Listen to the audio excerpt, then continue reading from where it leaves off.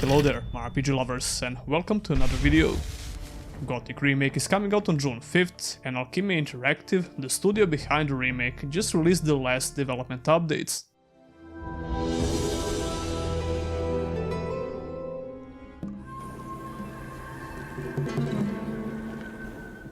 This whole video was about the combat system, and it was a pretty long video. It's full of details about how the combat works in the remake, what has changed and what stayed the same, and what's completely new.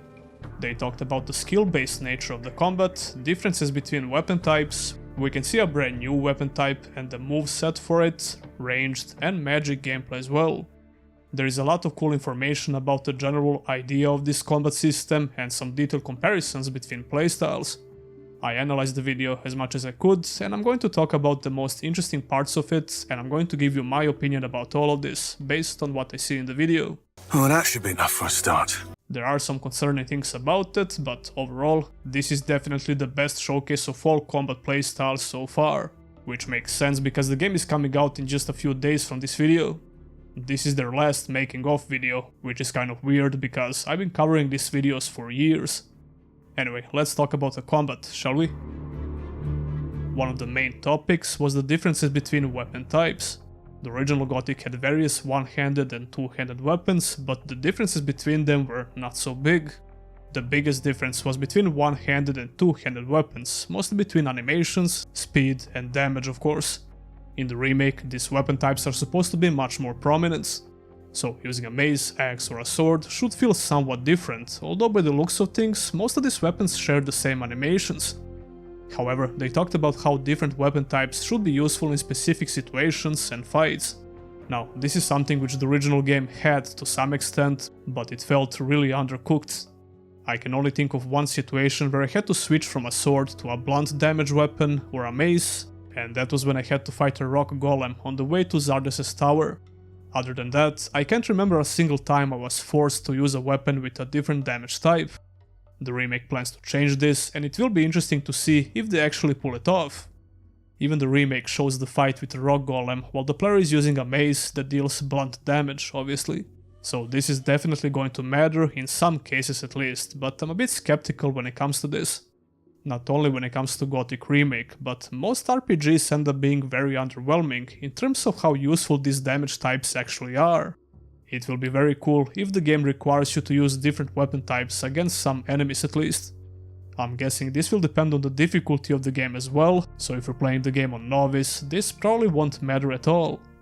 But how much will it matter on Gothic and Hard difficulty is yet to be seen. I'm not sure how these weapon types are supposed to feel that different, because most of them share the same animations.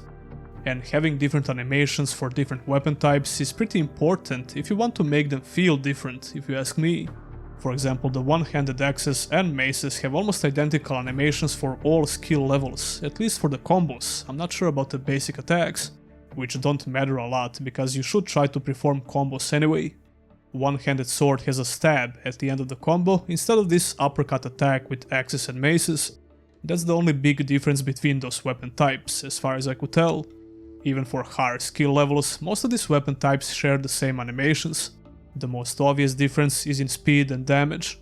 Two-handed weapons seem much more interesting to me. Not only because I'm usually biased when it comes to two-handed weapons in RPGs, but because the remake also features a brand new weapon type. A brand new two-handed weapon type, which would be polearms. Even the untrained skill level with this weapon seems like it's going to be very good to use. And I have a sneaking suspicion that it's going to be the best starting weapon because of a long-range stab attack, but that's yet to be seen. The animations with polearms are way different compared to two-handed axes and swords, so using polearms is definitely going to feel like a different playstyle. Like I said, two-handed axes and swords share the same animations with only slight differences, just like their one-handed counterparts. To sum it up, I'm not entirely convinced that using different weapon types is going to feel that difference. But I would like to be proven wrong. Choosing to use one-handed or two-handed weapons is probably going to remain the biggest choice you can make, just like in the original. Like I said, I might be wrong, but this is just judging from what I'm seeing in this video. On the other side, it's pretty cool to see all skill levels for all weapon types in this video. And just like in the original game, the nameless hero is holding a one-handed weapon with two hands in a very clumsy way when his skill is very low. Now, I think this is a very tough challenge for every studio that even tries to attempt something similar. Why, you may ask? Well, you have to make the player character very clumsy in the beginning on purpose in order for this idea to work, and that comes with a huge risk. The risk that players who are new to such combat and Gothic games in general could simply quit the game because of the clumsy combat in the beginning. Putting that aside, I noticed a white glowing effect on weapons, which is probably trying to signalize when to press the attack button again in order to perform a good combo. I think that's actually great, and it should be of a great help until it comes naturally to you later in the game.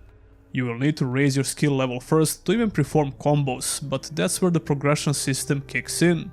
The original game didn't have such hints for combos, but it did have a white visual effect on weapons. Well, now we have something similar. It's not as flashy like in the original, but it should be helpful. There are some interesting and somewhat contradictory comments about the progression. They talked about the skill-based progression versus RPG progression. Is the Gothic Remake leaning towards one or another, or it's something in between? Well, they said it's a bit closer to skill-based progression this time around. Meaning that if you're good enough in combat, you can beat all enemies with the basic skill level. Now, here is what I don't like about these statements. Even though I love skill-based moves and the new additions to combat system, I believe that Gothic should still remain progression-based for the most part. Those new skill-based abilities should expand your choices in combat and help you defeat enemies if you take the proper advantage of them. However, they claim that you can defeat anyone if you got the skill even on the basic skill level. Basic skill level in terms of your character skill. There are several weapon skill levels that you can learn, and each subsequent skill level gives you stronger attacks, new animations, and so on. That's how Gothic works in general. If this was a Souls-like game or something similar to that, that would be completely fine. But Gothic is not about that. It's about making your character stronger, so he can eventually start fighting more dangerous enemies. I mean, sure, player skill was always a factor, but not the main factor. My point is, I would not like to see the possibility to beat the whole remake on player skill alone. The same dude who talked about skill-based mechanics mentioned that you need enough strength to even deal damage to some enemies. That's what I like to hear, and it's how it should be, if you ask me, but it's a bit contradictory to what he said after this. Maybe it's possible to kill everything with a basic skill level, but it's probably very hard. And two things could be true at the same time, so I hope this is what he meant. Because killing a shadow beast with a pickaxe just wouldn't feel right to me, even if you outskill the creature in combat. You should not be able to kill it. Until your character is ready and well trained. Practice, practice, and then practice some more. That's what makes the progression system in the old game feel so good, although to be fair, you could abuse some of its systems, and they also talked about this in the video. They said if you really try hard and you learn how the enemy is moving, you could beat them even when you're unskilled. Unskilled in terms of lacking the weapon skill for your character, not your skill as a player. Okay, I don't want to confuse you with this topic, so let's move on. I hope I was clear enough. Some of these clips showcase the sense of impact in melee combat quite well, especially the fights against orcs. It's nothing crazy, but certainly a lot better than before, although I would like to hear some beefier sound effects for hits. We also have to remember that combos are now directional attacks, which is somewhat similar to the original game. You had some directional attacks in Gothic, like left and right, that you could spam and kill most enemies like this, but the actual combo worked with only one button. Well, one attack button, but you know what I mean. The remake will require you to use up to 3 different buttons for directional attacks, so it's definitely more skill based. I still have no defined opinion about this until I get to play the game for myself for a longer play session. Speaking of combos, we can see a big difference between directional combos and no combo attacks. The so-called no combo is probably just pressing one of these attack buttons repeatedly or just messing up the combo. And even though both of these clips are showcasing a player with a master one-handed skill, the combo is obviously way more effective. It deals noticeably more damage, as we can see here. That's exactly how it's supposed to work, and it looks good. You should always deal more damage to enemies with a good combo than just mashing the attack buttons, even if you have the master skill learned. It seems like hitboxes are pretty good in general now. or at least way better than what we saw in the past, so that's a great sign. The last thing that's slightly negative about the melee combat that I have to mention is the overall speed of the combats. I just think the speed of animations and attacks should be at least a bit faster, especially for attacks with a higher skill. The remake obviously took a more realistic approach with animations, and that was a deliberate design decision. This reminds me of differences between Dragon's Dogma 1 and 2. The first game had way snappier animations and it was more responsive in general, while the second game took a more realistic approach with animations and it was slower in general because of this, and the gameplay was more physics based. Not necessarily worse, but it was a noticeable difference. It's yet to be seen how all of this works in a full playthrough of Gothic Remake, so it's maybe too early to judge. One of my most favorite clips in this video is when the player is fighting a great troll by summoning a rock golem to help him out, and I thought it was pretty damn cool.